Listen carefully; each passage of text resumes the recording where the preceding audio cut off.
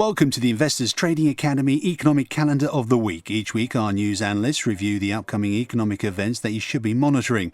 Last week continued to focus on central banks with Mario Draghi and Janet Yellen on the calendar. This week, traders will once again focus on economic data as one month ends and the new month begins, leaving the calendar full of events. This week will culminate with the US nonfarm payroll report. In China, the official Purchasing Managers Index for manufacturing is released on Thursday, alongside the services variant. The Caixin Purchasing Managers Index is also slated for release on the same day. Traders are hoping to see an improvement in the Chinese economic situation. Monday will be a busy day with Mr. Putin's speech to the UN, the top event. When Russian President Vladimir Putin finally takes to the UN stage on September the 28th, he won't need to take off his shoe and bang the podium with it like a Soviet predecessor, Nikita Khrushchev, reportedly did 55 years ago.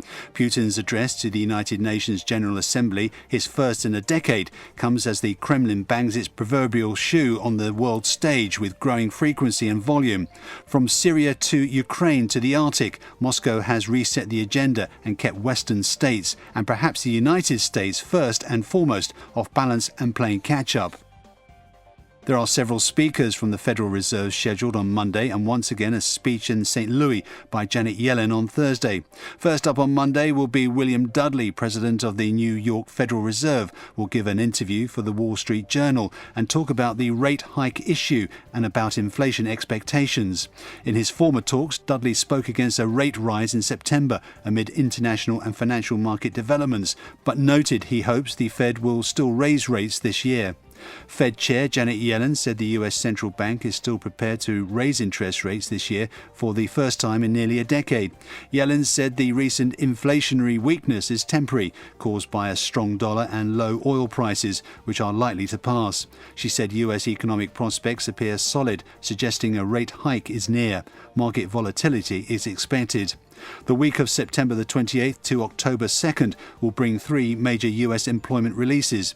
The ADP private payroll report will be published on Wednesday, the weekly unemployment claims will be released on Thursday, and finally the biggest event of the week will be on Friday when the Bureau of Labor Statistics releases the September non-farm payrolls report for NFP. The USD strength has waned as economic data posts positive numbers, yet the Federal Reserve has failed to commit to a clear rate hike schedule, sowing uncertainty and triggering volatility. The NFP is expected to announce 200,000 new jobs, but at this point it remains to be seen if that is enough for the Fed.